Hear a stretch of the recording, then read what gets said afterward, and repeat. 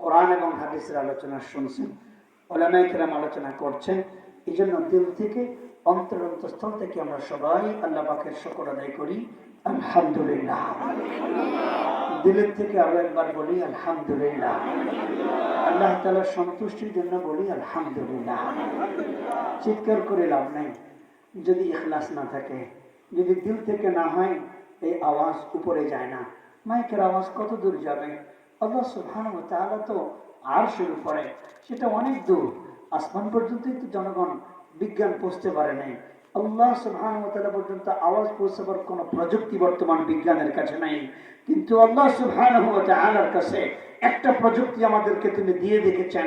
যদি সেই প্রযুক্তি আমাদের থাকে তাহলে আল্লাহ পাক ঘোষণা করে দিয়েছেন, ইলাইহি ইয়াসআদুল কালিমুত তাইয়্যিব ওয়াল আমালুস সালিহু ইয়ারফাউ। ইখলাস যদি থাকে, দিল থেকে যদি উচ্চারিত হয়, তো কালিমায়ে তাইয়্যিবা আল্লাহ রাব্বুল আলামিন এই জমিন থেকে শুরু করে সাত আসমান পার করে আরশে আজিম পর্যন্ত কালিমায়ে তাইয়্যিবার আওয়াজ আল্লাহ পাক পৌঁছায় দেন। সুতরাং দিল থেকে হতে হবে। কিসের থেকে হতে হবে ভাই? ইখলাসের সাথে হতে হবে। চিৎকার করে কোনো লাভ নেই, চিৎকার করে কোনো লাভ নেই। বরং কোন কোন চিৎকার যদি সেটা তাকবীরের ধ্বনি না হয়, তাকবীরের ধ্বনি চিৎকার করে দিতে হয়। তাকবীরের ধ্বনি যদি না হয়, অন্য চিৎকারকে বলা হয়েছে ইন্না আনকারাল আসওয়াত লাসাউতুল হামিদ। নিকৃষ্টতম আওয়াজ সেটা হলো গাধার আওয়াজ। মুহতারাম হাজিরিন,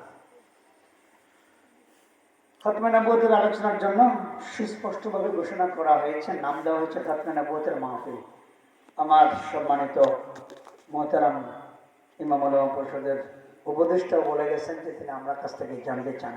উলামায়ে কেরাম সবাই জানেন, কথা বলতেও পারেন, বলেছেন ইতিপূর্বে শুনেছি আমি যে এই বিষয়ের উপরে আলোচনা হয়েছে। আমি আসলে যদি বলি, আমি কাদিয়ানী বিষয় নিয়ে কোনো কথা বলতে চাই না, আমি কথা বলতে চাই ঈমান নিয়ে। কি নিয়ে কথা বলতে চাই ভাই বলেন? কি নিয়ে কথা বলবো? সবাই বলেন, সবাই বলেন, ওই পেছনের লোকেরা বলেন কি নিয়ে কথা বলবো?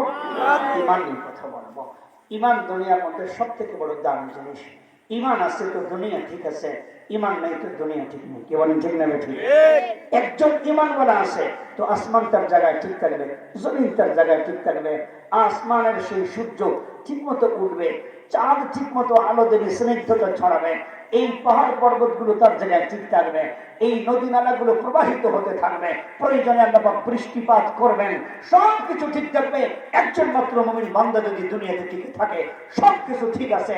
সবকিছু যদি ঠিক থাকে, কোটি কোটি মানুষ যদি থাকে আর এত এত উন্নতি তারা করে, কিন্তু একজন ঈমানওয়ালা মানুষ যদি দুনিয়াতে না থাকে, তো আসমান ঠিক থাকবে না, জমিন ঠিক থাকবে না, সূর্য উঠবে না, চাঁদ উঠবে না, কোনো কিছুই হবে না। এই নদী নালা, এই পাহাড় পর্বত, এই বৃক্ষরাজি, কোনো কিছুই তার জায়গায় থাকবে না, সব চুরমার হয়ে যাবে ঈমানওয়ালা যদি না থাকে। সুতরাং সবচেয়ে বেশি দামি কি জিনিস ভাই? ঈমান।